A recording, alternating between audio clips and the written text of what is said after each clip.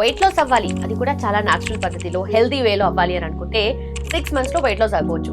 Bariatric surgery ఏం చేస్తుందంటే ఈ రెండింటిని యూజ్ చేసి, ఒకటి స్టమక్ని కట్ చేసి పడేయడం, ఇంకోటి డైజెషన్ కాకుండా బైపాస్ చేసి తిన్న ఫుడ్ని తిన్నట్లు బయటికి పంపించడం. 98 నుంచి 99 మంది వరకు ఎందుకు వెయిట్ పెరుగుతున్నారంటే వాళ్ళు అలవాట్ల వల్లే పెరుగుతున్నారు.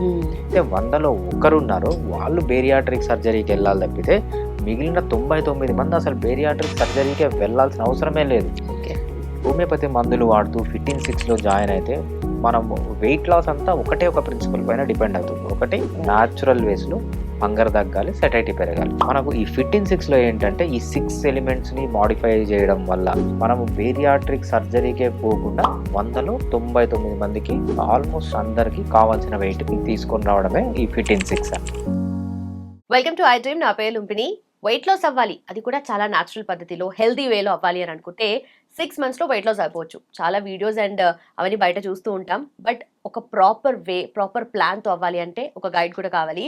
సో ఫిట్ అండ్ 6 ప్రోగ్రామ్లో 6 months లో వెయిట్ లాస్ అవుతారు. దట్ టు 6 ఎలిమెంట్స్ లైఫ్లో ఇంక్లూడ్ చేసుకుంటూ అవేంటి డిస్కస్ చేద్దాం. ఈరోజు మనతో పాటు ఉన్నారు హోమియోపతి స్పెషలిస్ట్ డాక్టర్ భరద్వాజ్ గారు. Let's talk to him.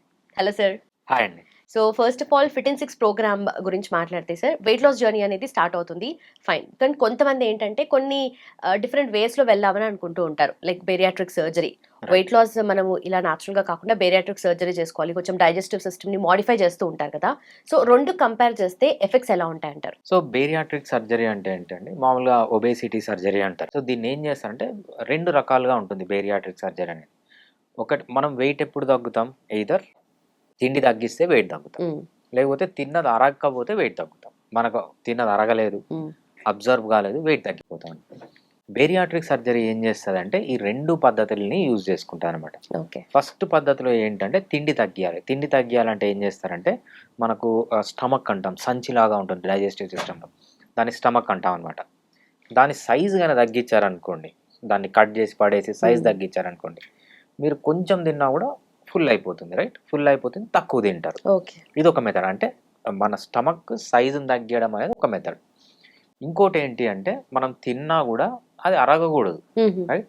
మనకు ఎప్పుడు అరుగుతుంది, మనకు దానిపైన ఎంజైమ్ బాగా నవిలి, సో దాన్ని స్టమక్లోకి వెళ్ళి దాంతో యాసిడ్తో అంతా కలిసిన తర్వాత మళ్ళీ స్మాల్ ఇంటెస్టైన్లోకి వచ్చావు, డియోడినంలో మనకు ప్యాంక్రియాస్ నుంచి అన్ని డైజెస్టివ్ ఎంజైమ్స్ రిలీజ్ అవుతాయి, లివర్ నుంచి digestive juices release, bile juice అంటాం అనమాట, రిలీజ్ అవుతుంది. ఇవన్నీ రిలీజ్ అయినప్పుడు ఏమవుతుందంటే అబ్జార్ప్షన్ అనేది బాగా ఉంటుంది, అంటే తిన్నది వంట పడుతుంది అనమాట.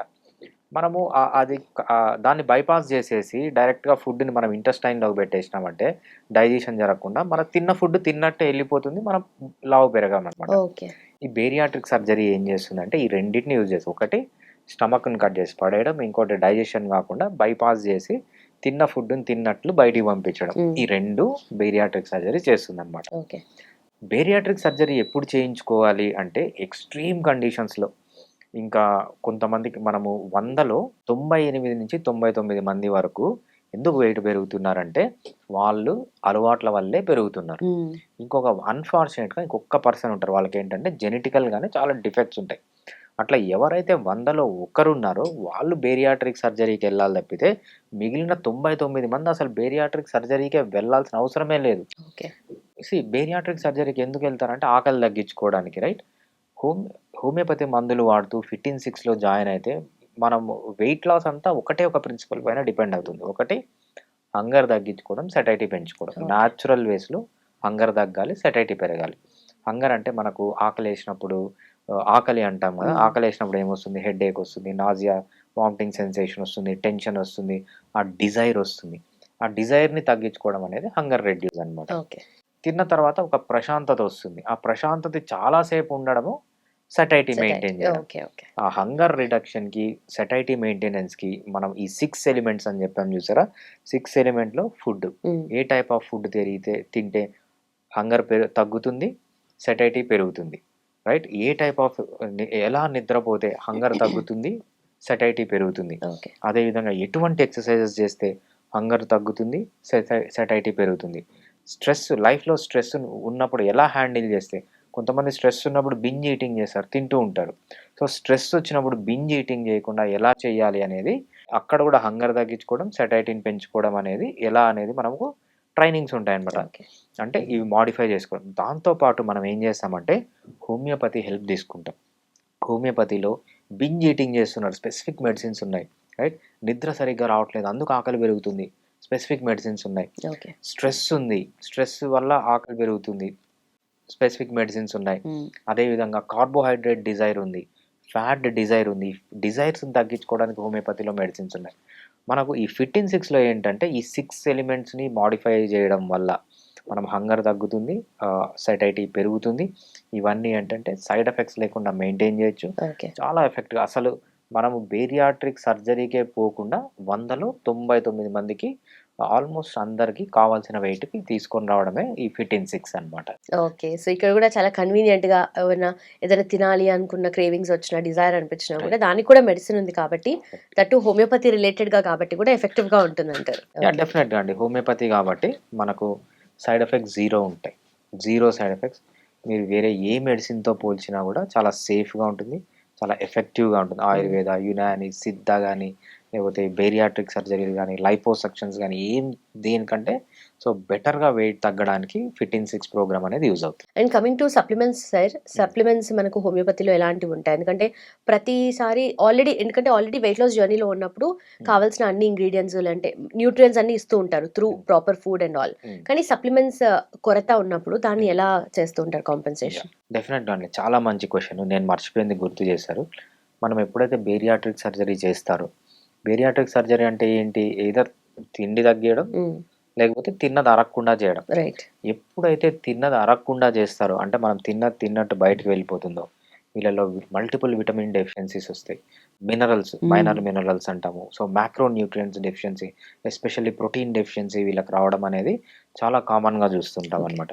సో ఈ డెఫిషియన్సీస్ అన్నీ లేకుండా మనము చాలా మంచి సప్లిమెంట్స్ ఇవ్వచ్చు.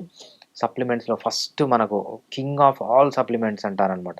దాన్ని ఏమంటామంటే omega 3 fatty acids. Okay. Omega 3 fatty acids వల్ల సైటైటీ పెరుగుతుంది, హంగర్ తగ్గుతుంది.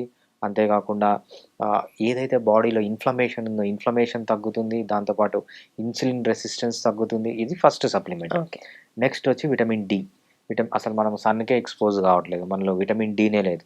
సో విటమిన్ డి ఉన్నా కూడా ఈ ఒబేసిటీ వల్ల ఏమవుతుందంటే ఇది ఫ్యాట్లో పోయి డిపాజిట్ అవుతుంది. మీకు విటమిన్ డి ఉంది అయినా కూడా ఫ్యాట్ ఎక్కువ ఉండడం వల్ల ఈ విటమిన్ డి అంతా ఫ్యాట్ కతుక్కొని ఉంటుంది. ఓకే. ఉన్నా కూడా పనిచేయదు.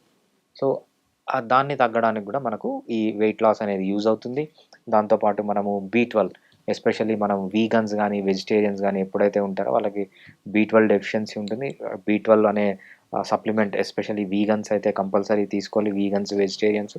సో ఇవి 3 మేజర్ అనమాట. దీంతో పాటు అడిషనల్గా ఏజ్ని స్లో డౌన్ చేసుకోవాలి, ఏజ్ని రివర్స్ చేసుకోవాలి, స్కిన్ బాగా స్మూత్గా ఉండాలి, ఎలాస్టిక్గా, చిన్నపిల్లల స్కిన్ ఎలా ఎలాస్టిక్గా ఉంటుందో అలా ఉండాలి. మడతలు పోవాలంటే మనము కొల్లాజన్ కూడా యూజ్ చేయొచ్చు. దాంతోపాటు ఎస్పెషల్లీ విమెన్ అయితే రెటినాల్ వాడమంటాం అనమాట. రెటినాల్ ఫేస్ సీరం వాడినప్పుడు ప్లంప్నెస్, చిన్నపిల్లలు ఎలా మెత్తగా ఉంటాయి, ప్లంప్గా ఉంటాయి కదా, అలా బుగ్గలు కావడానికి కూడా మనం రెటినాల్ వాడమంటాం. విమెన్ ఎక్కువ వాడుతూ ఉంటారు. సో ఈ సప్లిమెంట్స్ వాడి మనము ఫిట్ ఇన్ 6లో జాయిన్ అయితే ఏంటంటే బెస్ట్ రిజల్ట్స్ అనేవి కనిపిస్తాయి. Perfect sir, thank you so much. Thanks అండి. సో చూసారు కదా, fit in 6 programme, healthy and fit in 6 months. మనకు తెలిసినవే కాకుండా బయాలజికలీ చాలా విషయాలు ఉంటాయి, దాన్ని మనము ఇగ్నోర్ చేస్తూ ఉంటాం. ఇన్ఫాక్ట్ మనకు తెలియదు కాబట్టి కూడా తెలియకుండా అవన్నీ అయిపోతూ ఉంటాయి. కాబట్టి సో ఫిట్ ఇన్ 6 ప్రోగ్రామ్లో మీరు పార్టిసిపేట్ చేయాలి, మీరు వెయిట్ లాస్ అవ్వాలి అని అనుకుంటే, నాట్ జస్ట్ ఏదో 5-10 kgs కాదు, ఇంకా అంతకన్నా ఎక్కువగా వెయిట్ లాస్ అవ్వాలి అనుకున్నా this is the way. So కింద మెన్షన్ చేసిన నెంబర్కి do call. Thank you so much for watching. Keep watching I dream.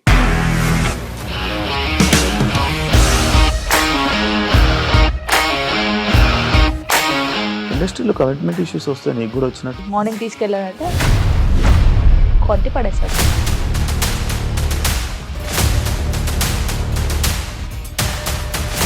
ఒక్కళ్ళు కూడా చూడలేదు ఈ సినిమా అని చెప్పడానికి కూడా చాలా ధైర్యం కావాలి. అది నిజం కదా, దాంట్లో ధైర్యం ఏంటి? ఇది నెక్స్ట్ డే ప్లేట్ మార్చేస్తే తప్పు కదా. As of now we are comfortable this అని నేను అనుకుంటున్నాను. రష్మిక గారిది మీది ఒకే ఊరంట కదా.